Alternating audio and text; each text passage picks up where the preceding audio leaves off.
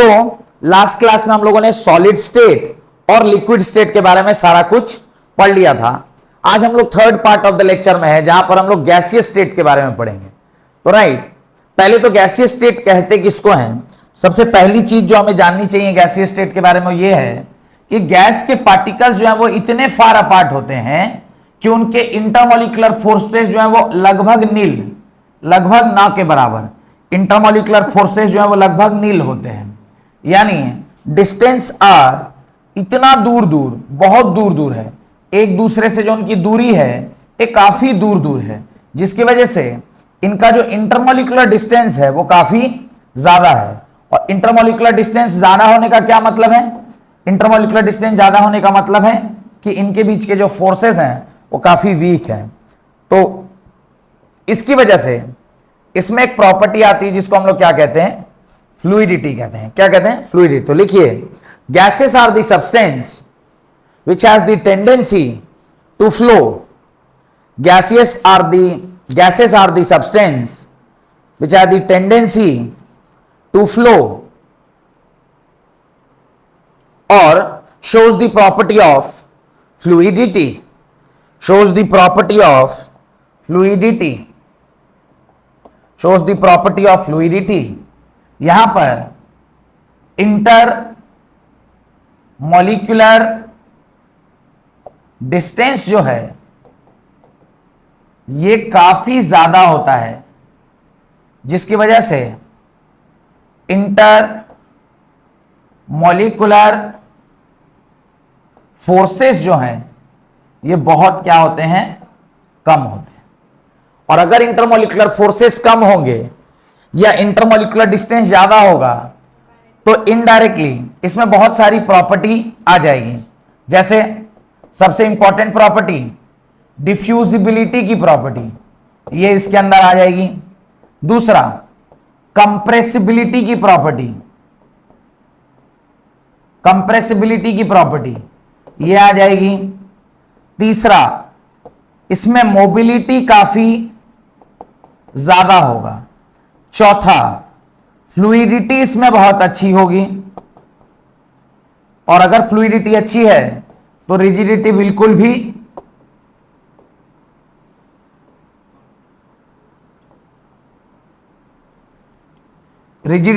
भी नहीं होगी।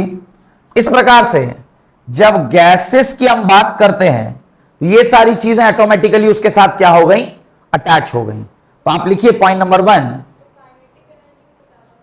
ऑब्वियसली काइनेटिक एनर्जी भी क्या होगा? बहुत ज्यादा होगा, बिकॉज काइनेटिक एनर्जी होता है half M V square, randomness ज्यादा तो काइनेटिक एनर्जी भी क्या होगा? ज्यादा होगा।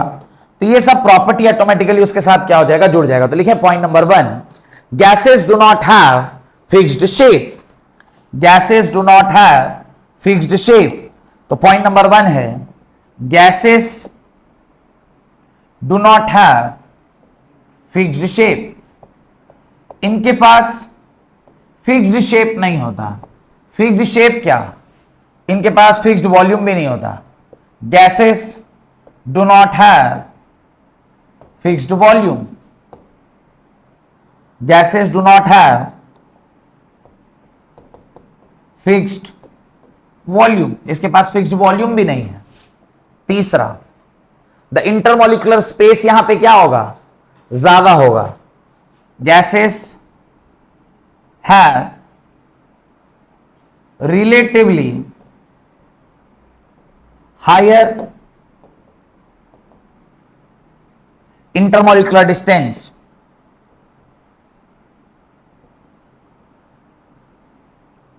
intermolecular distance, और जिसका इंटरमोलिकुलर डिस्टेंस ज्यादा होगा इसका मतलब gases have relatively lower intermolecular forces.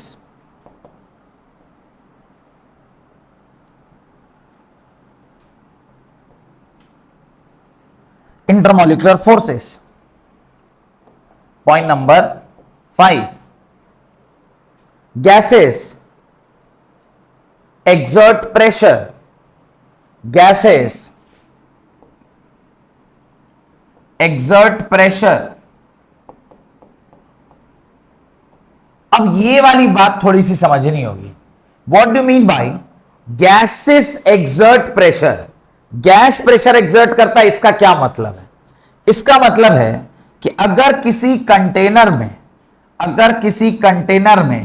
आपने एक क्लोज कंटेनर है और उस क्लोज कंटेनर में आपने क्या डाल दिया? आपने कुछ गैस के पार्टिकल्स डाल दिए। उसके अंदर क्या रखा है आपने? कुछ गैस के पार्टिकल्स डाल दिए। अब ये जो गैस के पार्टिकल्स हैं ये तो ऐसे शांति से बैठेंगे नहीं।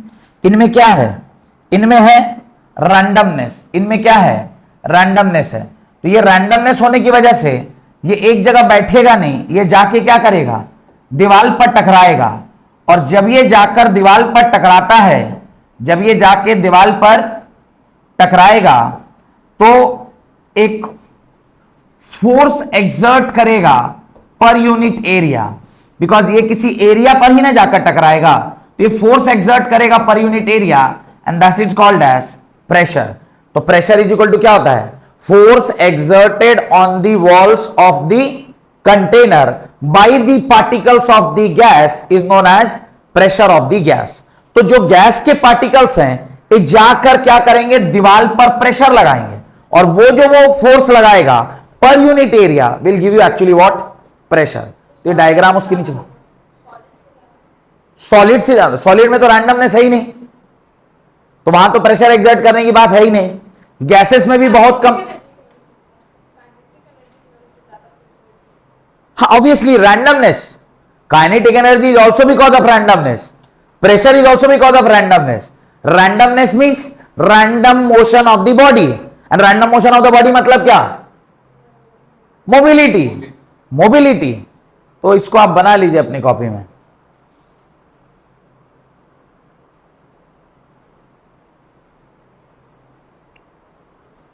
गैसेस हैव, 5 के बाद 6, gases have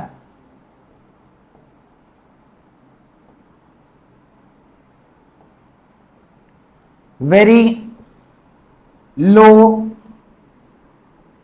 density.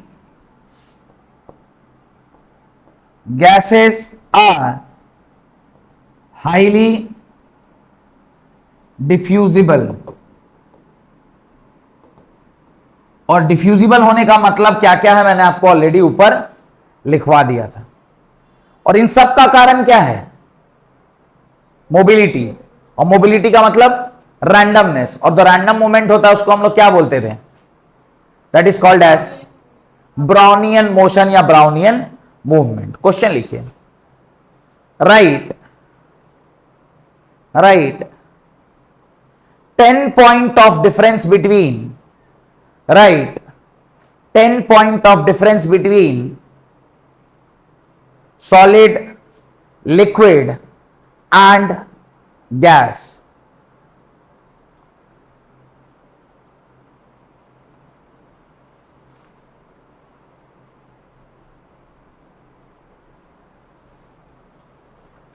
Solid, liquid और गैस के अंदर आप लोगों को कितना डिफरेंस लिखना है? 10 डिफरेंस करके अगले क्लास में आना है। Second question, right the full form of CNG and LPG. Objective question में टीचर पूछ सकता है सीएनजी का फुल फॉर्म क्या है? सीएनजी का फुल फॉर्म है compressed natural gas, and LPG का लास्ट क्लास में मैंने बताया था liquefied petroleum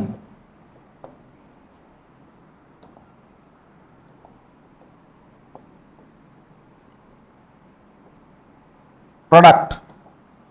liquefied LPG, no LGP लिख दिया हुआ है, मैं कह रहा उल्टा कैसे हो गया? LPG, liquefied petroleum gas. Done. तो ये दोनों ध्यान रखिएगा।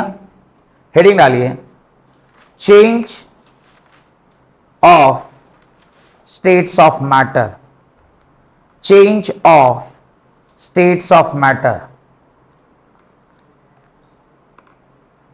Change of states of matter. इतना तो मुझे समझ में आ रहा है कि change of states of matter अगर मुझे पढ़ना है तो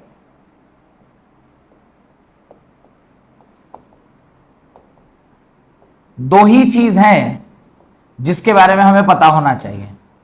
एक वन इज कि कोई भी सॉलिड है, इसकी जब आप क्या बढ़ा दोगे, टेम्परेचर इंक्रीज करोगे तो किस में कन्वर्ट हो जाएगा, लिक्विड में। और किसी लिक्विड का जब आप फर्दर टेम्परेचर इंक्रीज करोगे तो किस में कन्वर्ट हो जाएगा, गैस में। गैस का अगर आप टेम्परेचर क्या कर दोगे, रिड्यूस कर दोगे, वो किस में आ जाएगा, लिक्विड में। और लिक्विड का फर्दर टेम्परेचर आप क्या कर दोगे, रिड्यूस कर दोगे, वो किस में बदल जाएगा, सॉलिड्स में। वो किस में बदल जाएगा, सॉलिड में। तो ये जो लॉजिक है मेरे ख्याल से क्लियर है। तो अल्टीमेटली कहीं ना कहीं सॉलिड का लिक्विड में बदलना और लिक्विड का गैस में बदलना, टेम्परेचर एक बहुत इंपॉर्टेंट फैक्टर है। और जब आप हीट देते हैं तो होता क्या है, यानी जब आप टेम्परेचर बढ़ाते हैं तो एक्चुअली क्या होता है, एक्चुअली आप सिस्टम को क्या प्रोवाइड करते हैं, हीट प्रोवाइड करते हैं। हीट का कुछ फॉर्मूला होता है, हीट का फॉर्मूला होता है mc डेल्टा टी। हीट का क्या फॉर्मूला होता है, mc डेल्टा टी। और हीट का एक और फॉर्मूला होता है जिसको हम कहते हैं heat is equal to ml। तो इसका मतलब हीट कितने प्रकार का होता होगा, दो प्रकार का होता होगा। हीट कितने प्रकार का होता होगा, दो प्रकार का। एक हीट जो क्या करता है, टेम्परेचर के बढ़ाने पर सिस्टम के रैंडमनेस बढ़ाता है। और ये जो नीचे वाला हीट है, जहां पर आप देख पा रहे होंगे जहां पे कोई टेम्परेचर का टर्म नहीं है, वो हीट देने पर एक्चुअली स्टेट चेंज होता है। तो स्टेट चेंज करने के लिए जो हीट लगता है उसको क्या बोलते हैं, heat is equal to ml। ml मतलब मास इंटू लेटेंट हीट। और जहां पर आप स्टेट चेंज नहीं करना चाहते हैं, सिर्फ टेम्परेचर चेंज करना चाहते हैं। दोनों का क्या मतलब है, इसको थोड़ा क्लैरिटी देता हूं। मान लीजिए मैं इसके बारे में बात कर रहा हूं, पानी है 0 डिग्री सेल्सियस पे। पानी कितने पर है, 0 डिग्री सेल्सियस पे है। अब 0 डिग्री सेल्सियस पे जो हमारा वाटर है वो आइस फॉर्म में प्रेजेंट है। किस फॉर्म में प्रेजेंट है, आइस फॉर्म में। अब इस वाटर को हमने कुछ हीट दिया H1, नहीं पता कितना। पहले ही H1 हीट दिया, ये किस में कन्वर्ट होगा, 0 डिग्री सेल्सियस पर ही रहेगा। और ये वाटर किस में कन्वर्ट हो जाएगा, वाटर इन लिक्विड में कन्वर्ट हो जाएगा। यानी ये आइस जो कि सॉलिड होता है, उससे आपने उसको किस में कन्वर्ट कर लिया, लिक्विड में कन्वर्ट कर लिया। अब फर्दर जब आप इसको और हीट दीजिएगा, H2, मान लीजिए मैं इसको 50 डिग्री सेल्सियस तक लेकर जाना चाहता हूं, तो अभी भी ये क्या रहेगा, वाटर ही रहेगा। और इसका स्टेट अभी भी क्या रहेगा, लिक्विड ही रहेगा। पर इस हीट को अगर मैं H2 को बोलूं, H2 इज इक्वल टू क्या होता है, जितना मास है उसमें अपने स्पेसिफिक हीट कैपेसिटी के साथ मल्टीप्लाई किया into change in temperature, this amount of heat हमको यहां लगा। वेयर एज H1 जो है वो किसके बराबर है, ml के बराबर है। याद रखिएगा, जब कभी भी हम लोग स्टेट चेंज करते हैं, आप देखिए आपने यहां सॉलिड से किस में कन्वर्ट कर लिया, लिक्विड में, तो कौन सा हीट लगाए, तो यहां पे आपने लगाया लेटेंट हीट। कौन सा हीट लगाए, लेटेंट हीट। वेयर जहां पे स्टेट चेंज नहीं किया है वहां पे कौन सा हीट लगाए, वहां पे लगाया स्पेसिफिक हीट। वहां क्या लगाया, स्पेसिफिक हीट। तो हीट दो प्रकार का होता है, एक होता है लेटेंट हीट, एक होता है लेटेंट हीट और एक होता है स्पेसिफिक हीट। ठीक है, नहीं मैं बता रहा हूं, समझना नहीं है, मैं अभी बता रहा हूं।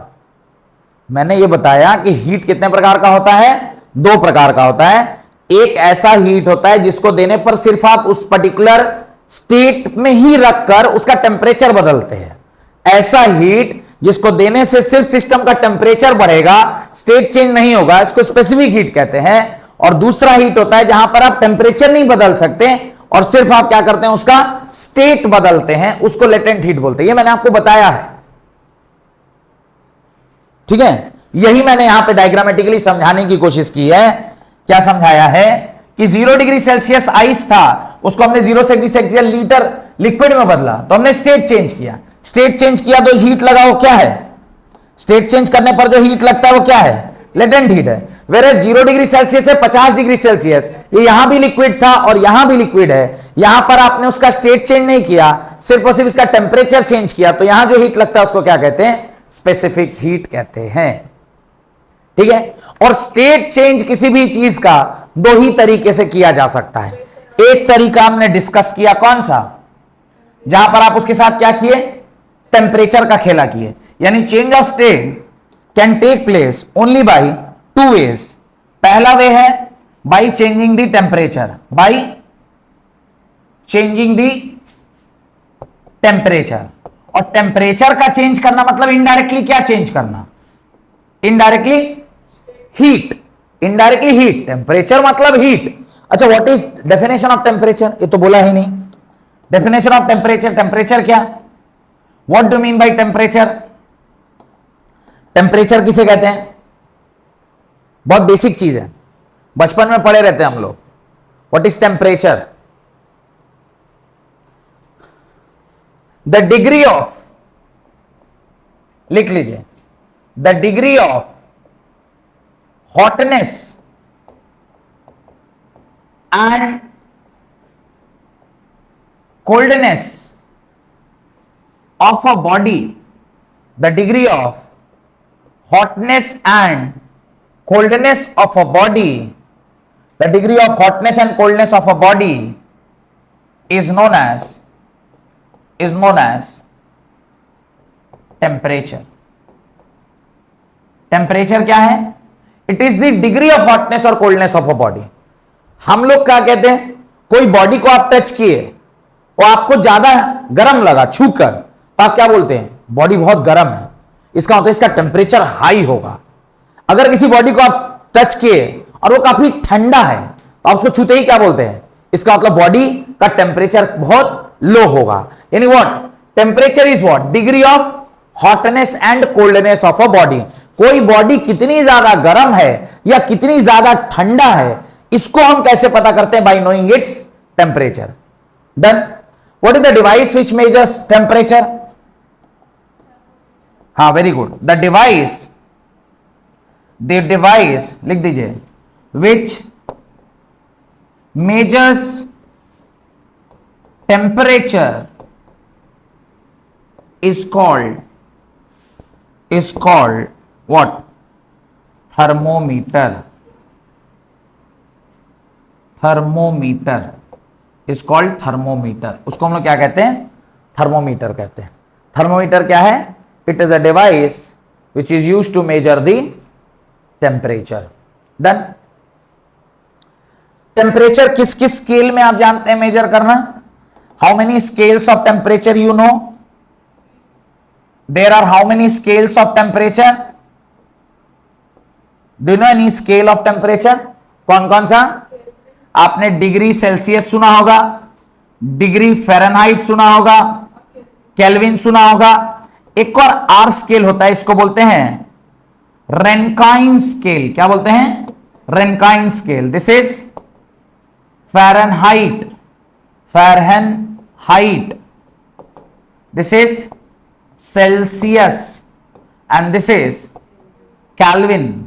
और ये जो कैल्विन है, यही क्या है? एसआई यूनिट भी है।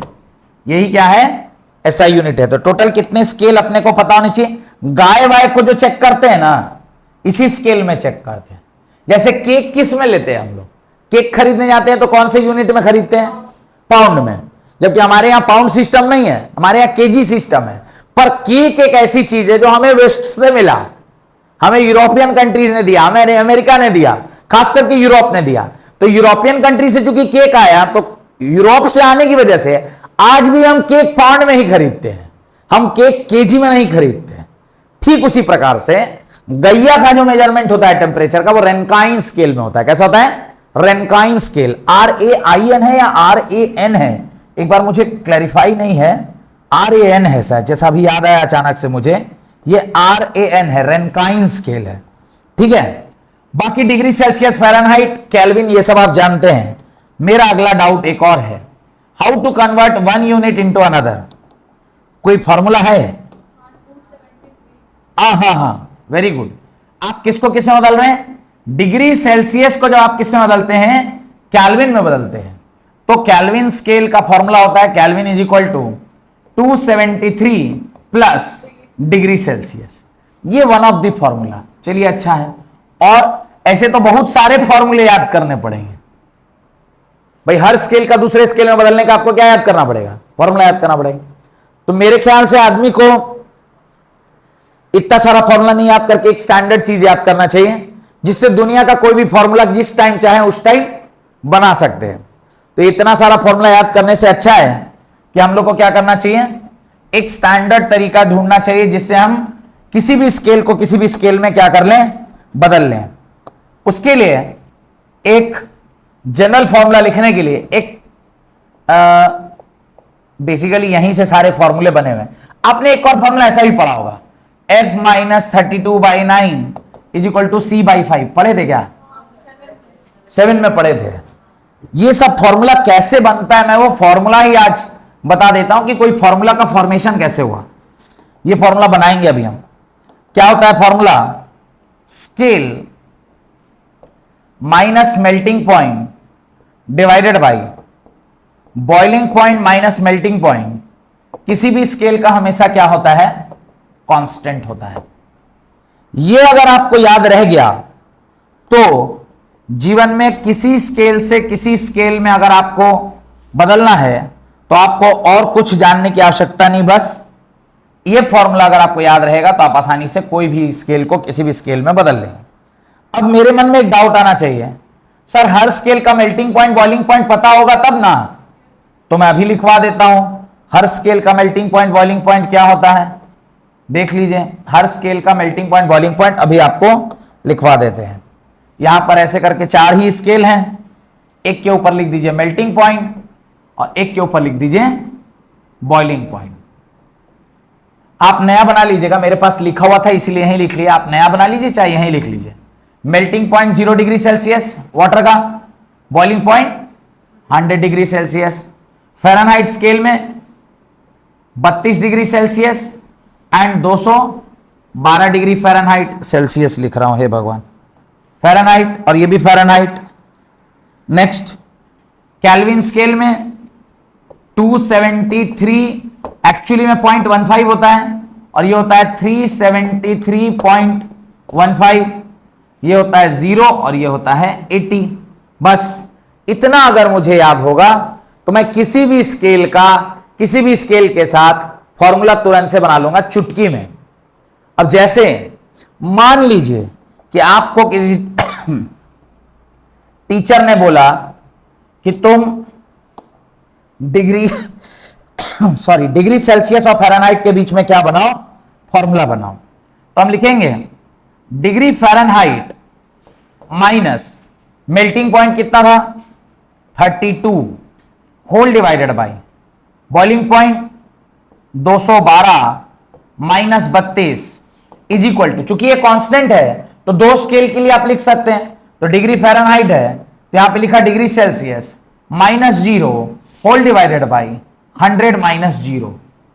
If scale minus melting point whole divided by boiling point minus point constant है तो हम लिख सकते हैं ना किसी भी 2 स्केल के लिए इसको इक्वेट कर सकते हैं। ये समझ में आया कि नहीं आया? नहीं है। कभी हम लोग ऐसा लिखे हैं X Y is equal to constant? 8th class में आपने डायरेक्ट और इनडायरेक्ट वेरिएशन पढ़ा था। तो जब आप X Y is equal to constant लिखते थे उसके बाद क्या लिखते थे? x1 y1 is equal to x2 y2 लिखते थे ना। अरे ये सब लिखते थे कि नहीं लिखते थे? तो जब ये लिख सकते हैं तो दुनिया में कोई भी चीज जब कांस्टेंट होती है ना तो उसको हम जितनी बार चाहें इज इक्वल टू देकर लिख सकते हैं। अब लॉजिक क्लियर है? तो अगर ये कांस्टेंट है तो जितनी बार, एक बार और चाहेंगे तो एक बार और लिख सकते हैं। फ़ारेनहाइट स्केल में लिखे, केल्विन स्केल में लिख दीजिए, और चाहेंगे तो रैनकाइन स्केल में, जितनी बार चाहेंगे उतनी बार लिख सकते हैं। तो लिख ही दें क्या, ताकि डाउट ही खत्म हो जाए। लिख ही देते हैं। Is equal to Kelvin scale में क्या लिखेंगे? Kelvin minus 273 whole divided by 373 minus 273 और लास्ट में रेनकाइन स्केल, चारों ही स्केल को हमने यहां पे क्या कर दिया, लिख दिया। चारों स्केल को आपने लिख दिया। अब मुझे मान लीजिए कोई पूछता है इन दोनों के बीच में रिलेशनशिप स्टैब्लिश करके दिखाओ। किन दोनों के बीच में? फ़ारेनहाइट और सेल्सियस के बीच में करके दिखाऊं या कर लेंगे? इसको सॉल्व करूं? देखिए, f -32 whole divided by 180 is equal to c by 100। कोई डाउट? 0 से 0 कट गया, 5 बार में, 9 बार में, क्या फॉर्मूला बना? f -32 by 9 is equal to c by 5। अरे ये तो वही फॉर्मूला है जो थोड़ी देर पहले मैंने लिखा था। कहां से बना ये फॉर्मूला? यहीं से बना। चलो, एक फॉर्मूला आपने भी सुनाया था अभी थोड़ी देर पहले। मुन्नी, क्या नाम है, आर्ची, आपने भी एक फॉर्मूला सुनाया था। किसके किसके बीच में सुनाए थे? केल्विन और सेल्सियस के बीच में। चलिए इसको भी देखते हैं, केल्विन और सेल्सियस को भी देख लेते हैं। यहां पे केल्विन और सेल्सियस देखते हैं। Celsius -0 by 100 -0 is equal to Kelvin -273 by 373 -273। Solve कीजिए। c by 100 is equal to k -273 divided by, इसको इससे घटाइएगा कितना आएगा? अरे 373 -273 कितना होगा? 100। 100 से 100 कट गया। c इज इक्वल टू क्या आ गया? k -273। तो केल्विन स्केल कितना आया? 273 प्लस डिग्री सेल्सियस। अरे ये तो वही फॉर्मूला है जो थोड़ी देर पहले आप कह रहे थे। यही फॉर्मूला बोल रहे थे ना अभी थोड़ी देर पहले। क्या कहा था? Kelvin scale is equal to 273 plus degree Celsius. किसी भी दो स्केल को आप इक्वेट कर लीजिए, उन दोनों के बीच में क्या आ जाएगा? रिलेशनशिप आ जाएगा। आपने डायरेक्ट फॉर्मूला याद किया था या आपके टीचर ने भी कभी आपको बताया नहीं कि ये फॉर्मूला सब बनता कैसे है? बताया? नहीं बताया। सीधे कहा कि भाई ये फॉर्मूला है, इसको क्या कर लीजिए, याद कर लीजिए। लेकिन अब आपको याद करने की आवश्यकता नहीं है। अब आपको पता है कि ये फॉर्मूला बनता कैसे है। एक क्वेश्चन लिखिए। ये सब लिखे हैं? जल्दी जल्दी लिखिए। अरे बाप रे, आप लोग कितना टाइम लगाते हैं। जल्दी जल्दी लिखिए। स्कूल में चैप्टर हो गया है तो ये सब चीज आप लोग को पता होना चाहिए था। नहीं है?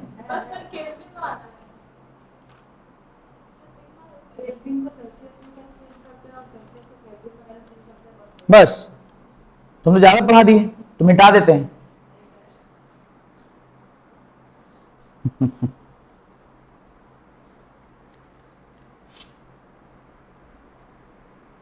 हो गया, लिख लिए। अब सवाल लिखा जाए। Find the temperature at which both the degree Fahrenheit and degree Celsius scale have same reading. Find the temperature at which degree Fahrenheit and degree Celsius have same reading. दोनों का रीडिंग क्या होगा? सेम होगा। तो इसको आपको क्या करना है? सॉल्व करना है। इसको आपको क्या करना है? सॉल्व करना है। कैसे सॉल्व होगा? मैं करूं या आप लोग कर लेंगे? आपको किस किस के बीच में रिलेशनशिप निकालना है? Degree Fahrenheit and degree Celsius. तो ये फॉर्मूला आप दोबारा डिराइव नहीं कर रहे, ये तो पता ही है। इसको तो डेरिवेशन कर लिए। अब दोनों सेम तभी होगा जब दोनों को x ले लेंगे। तो हमने क्या मान लिया? Let the temperature at which both the scales have same temperature is known as x। Solve करिए। 5x माइनस ये क्या होगा? 160 is equal to 9x। This implies 9x minus 5x is equal to -160। इसको सॉल्व कीजिएगा। यह आएगा 4x is equal to 160 with a negative sign. और जब आप इसे फर्दर सॉल्व कीजिएगा, आंसर आएगा x is equal to -160 divided by 4। Solve कीजिएगा, क्या आंसर आएगा? -40। -40 वो टेम्परेचर है जिस पर डिग्री फ़ारेनहाइट और डिग्री सेल्सियस स्केल दोनों में बराबर रीडिंग आती है। यानी -40 degree Celsius is equal to -40 degree Fahrenheit. ये तो ऐसे भी याद रखिए, कोई भी कंपटीशन एग्जाम में ये सवाल पूछता ही पूछता है कि कौन सा ऐसा टेम्परेचर है जिसपे दोनों स्केल बराबर रीडिंग दिखाएगा, सेम रीडिंग। आंसर क्या है? -40 डिग्री सेल्सियस। बट इट, यहां तक कोई डाउट है तो पूछिए। इसलिए हमने कोई यूनिट नहीं लिखा, बोथ का सेम है। -40 degree Celsius is equal to -40 degree Fahrenheit, इसलिए हमने सिर्फ डिग्री लिख दिया है। होगा ही नहीं, हाँ चेंज कर जाएगा दोनों चीज। सिर्फ यही एक टेम्परेचर है जिसपे दोनों स्केल सेम रीडिंग दिखाते हैं। Done. What is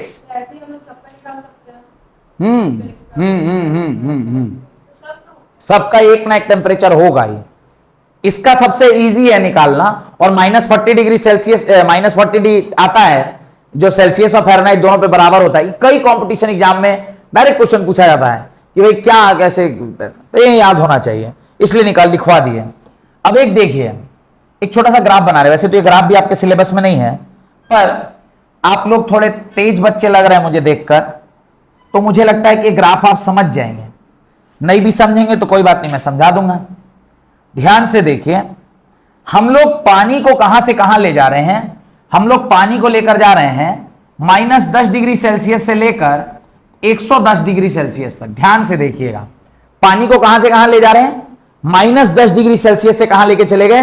110 degree Celsius. कैसे ले जाएंगे? अपने मन से हीट देंगे। क्या देंगे?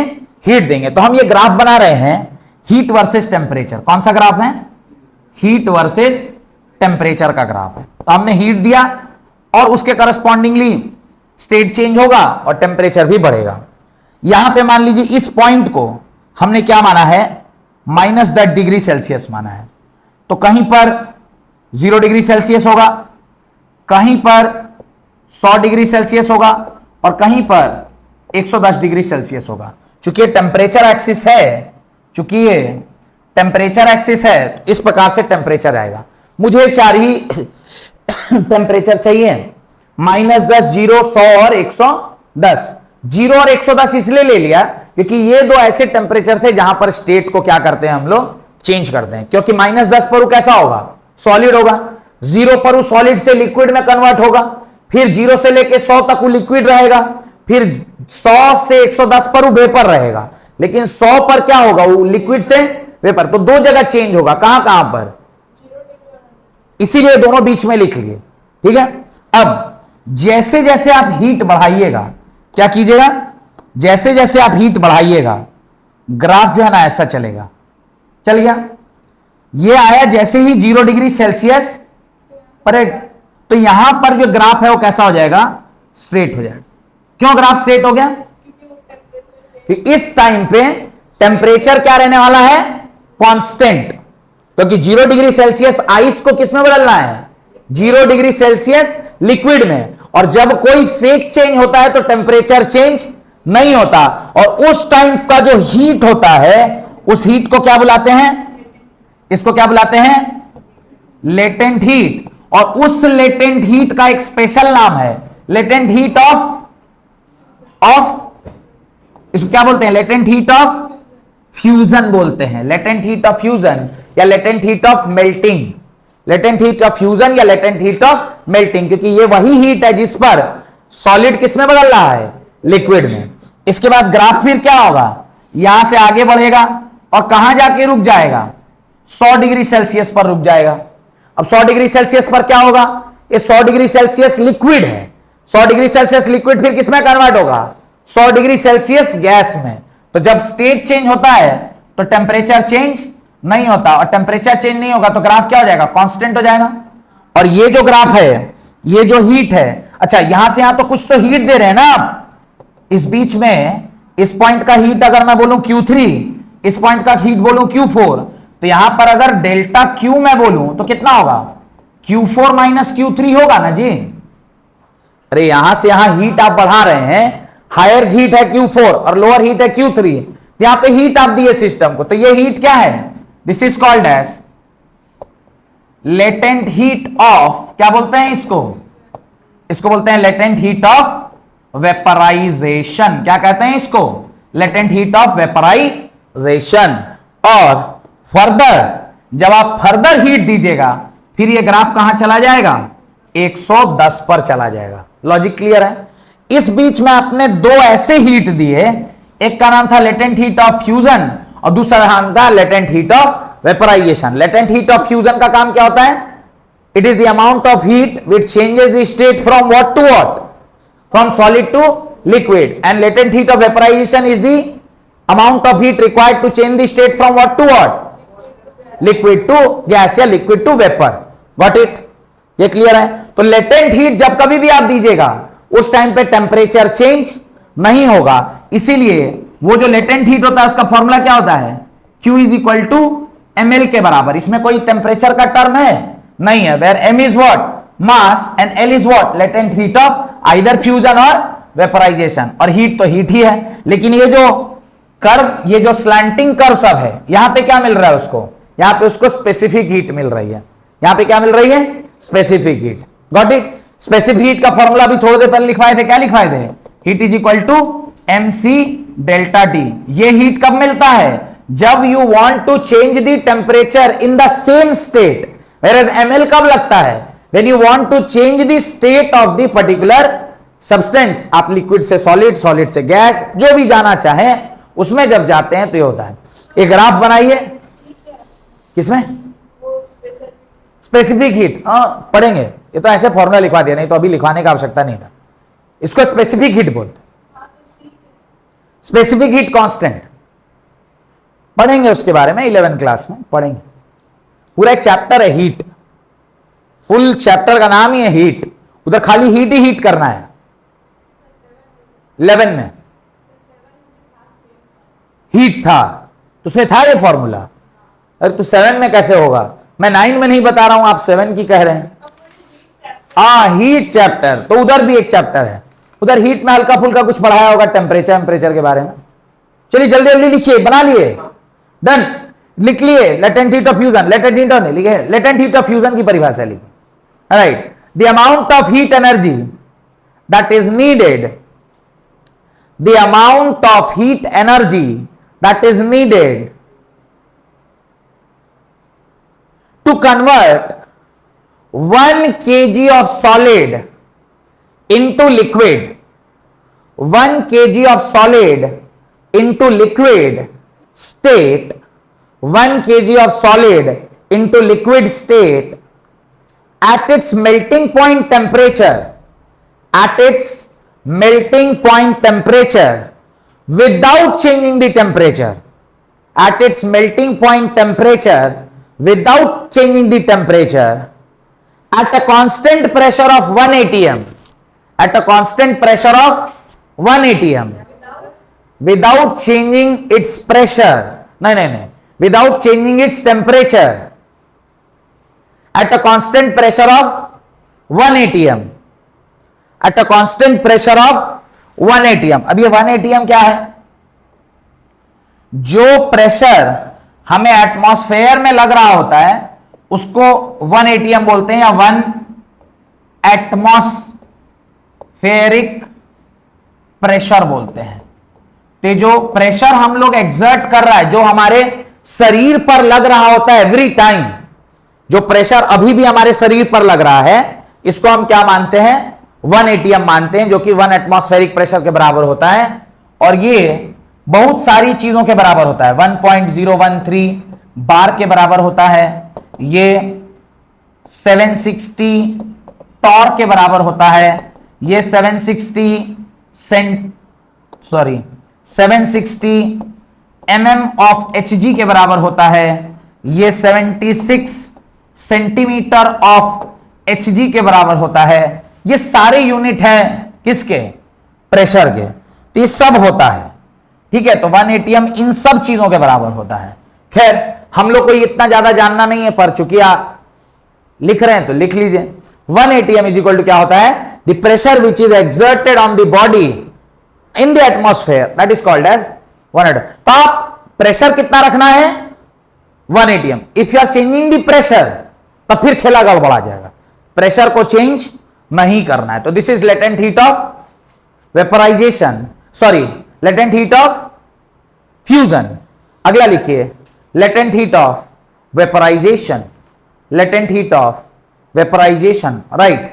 The amount of heat energy, खुद से भी लिख सकते हैं इस बार तो, the amount of heat energy which is needed to convert 1 kg of liquid, 1 kg of liquid, 1 kg of liquid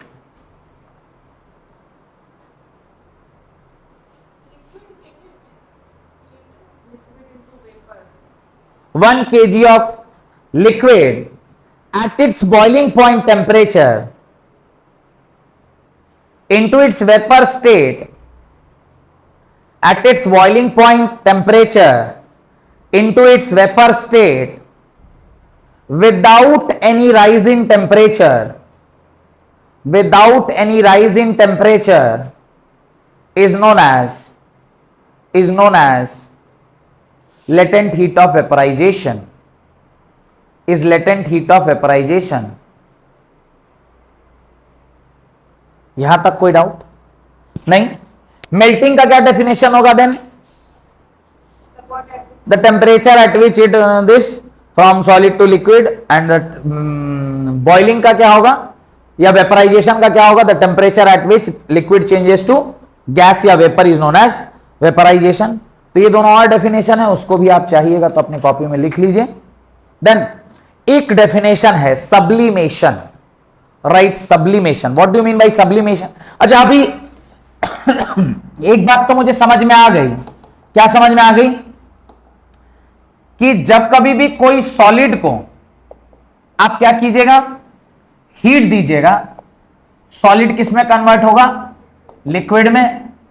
और लिक्विड को फर्दर आप क्या दीजिएगा? हीट दीजिएगा, वो किस में कन्वर्ट हो जाएगा? गैस में. गैस को जब आप ठंडा कीजिएगा वो किस में कन्वर्ट होगा? लिक्विड में. और लिक्विड को जब आप फर्दर ठंडा कीजिएगा ये किस में कन्वर्ट हो जाएगा? सॉलिड में. ये कॉमन सेंस अभी आ गया हमारे को. और सॉलिड से लिक्विड में कन्वर्ट होने का जो प्रक्रिया है, ये प्रक्रिया को क्या बोलते हैं? This is called as melting. This is called as melting, या इसी को फ्यूजन भी बोलते हैं. और लिक्विड से गैस बनने की जो प्रक्रिया है इसको क्या बोलते हैं? वेपराइजेशन बोलते हैं. This is called as vaporisation. इसी का दूसरा भाई, जब गैस किस में कन्वर्ट होता है? लिक्विड में, इसको क्या बोलते हैं? कंडेंसेशन. क्या बोलते हैं इसको? कंडेंसेशन. और जब लिक्विड कन्वर्ट होता है सॉलिड में, it is called as solidification. या इसी सॉलिडिफिकेशन को एक और शब्द से जानते हैं, क्या बोलिए? फ्रीजिंग. इसी को फ्रीजिंग भी बोलते हैं ना. क्लियर? अब अगर कहीं पर ऐसा हो जाए कि सॉलिड डायरेक्टली किस में कन्वर्ट हो जाए? गैस में. The direct conversion of solid into gas is called as sublimation. Sublime करना, this is called as sublimation. What do you mean by sublimation? The conversion of solid without changing into liquid directly into gas. जैसे कपूर, जैसे phenolphthalein ball, ये कुछ ऐसी चीजें हैं जो सीधे सॉलिड से किस में कन्वर्ट होती हैं? गैस में. ये लिक्विड में कन्वर्ट. अगरबत्ती कैसे होगा? हाँ, डायरेक्टली सॉलिड. लेकिन वो क्या कर रहे हैं? आप जला रहे हैं, हीट टेम्परेचर कह सकते हैं, वो भी चलेगा, right? Solidification, right? The change of solid directly into gaseous state, the change of solid directly into gaseous state without any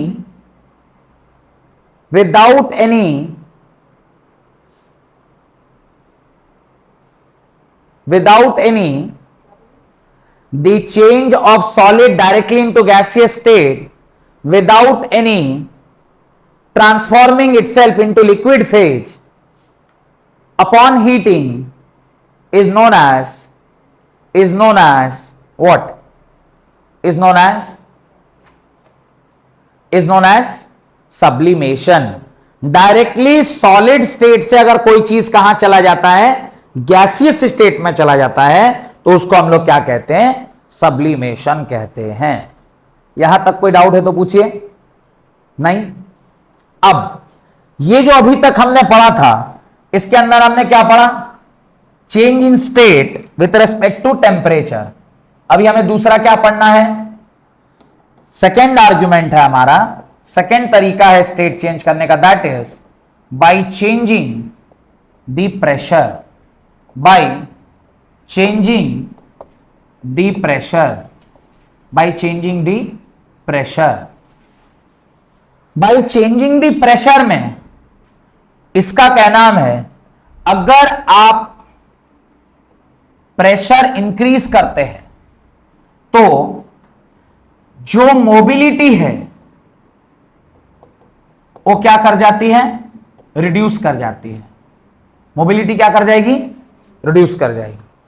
जैसे एक उदाहरण अगर मैं आपको दूं, एक कंटेनर है और इस कंटेनर ने आपने पूरा यहां तक क्या ले रखा है, गैस ले रखा है। इस पर क्या ले रखा है, गैसियस कुछ पार्टिकल्स ले रखे हैं।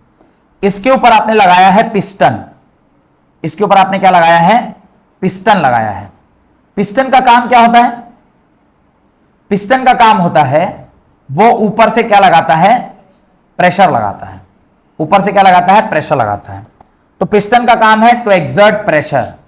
ये जब प्रेशर बनाएगा तो ये नीचे की ओर शिफ्ट करेगा, नहीं करेगा, और प्रेशर बनेगा तो चूंकि ये गैसियस स्टेट में, ये कौन से स्टेट में है, गैसियस स्टेट में है, तो ये धीरे धीरे गैसियस स्टेट किसमें कन्वर्ट होगा, धीरे धीरे ये गैसियस स्टेट किसमें कन्वर्ट हो जाएगा, लिक्विड स्टेट में कन्वर्ट हो जाएगा। किसमें कन्वर्ट हो जाएगा, लिक्विड स्टेट में कन्वर्ट हो जाएगा। ये गैस किसमें कन्वर्ट हो जाएगा, लिक्विड में कन्वर्ट होगा। और फर्दर जब आप इसमें फर्दर प्रेशर बढ़ाएंगे, जब आप इसमें फर्दर प्रेशर बढ़ाएंगे तो क्या होगा, फर्दर प्रेशर बढ़ाएंगे तो क्या होगा, फर्दर जब प्रेशर बढ़ाएंगे तो सॉलिड से किसमें गया, सॉलिड से गया लिक्विड स्टेट में। और जब आप फर्दर प्रेशर बढ़ाएंगे तो जो अगला कंटेनर है उसको थोड़ा ध्यान से देखिएगा, वहां पर क्या होगा, ये जो पर्टिकुलर गैस था ये क्या हो जाएगा, सॉलिडिफाई कर जाएगा। क्या हो जाएगा, सॉलिडिफाई कर जाएगा। सॉलिडिफाई होके ये बहुत छोटा सा इस कंटेनर में इस तरह से गैस को आपने किस में कन्वर्ट कर लिया, गैस में आपने किस में कन्वर्ट कर लिया, सॉलिड में कन्वर्ट कर लिया। गैस को किस में कन्वर्ट कर लिया, सॉलिड में, बाय अप्लाइंग प्रेशर। यानी अगर आप प्रेशर बढ़ाते हैं, slowly and gradually you are increasing the pressure, और जैसे जैसे आप प्रेशर बढ़ाते हैं वैसे वैसे आपका गैस जो है वो किस में कन्वर्ट हो जाता है, लिक्विड में, और लिक्विड किस में कन्वर्ट हो जाता है, सॉलिड्स में। तो प्रेशर के इंक्रीज करने पर आप क्या कर सकते हैं, स्टेट को चेंज कर सकते हैं। और वो स्टेट जो है वो कैसे चेंज होता है, मैंने आपको बता दिया, ऐसे चेंज होगा। Solid will, gas will get converted into liquid and liquid will get converted into, by increasing pressure you can change the state. और इस तरह डिक्रीज करेंगे तो वापस, डिक्रीज करेंगे तो रिवर्स आ जाएगा।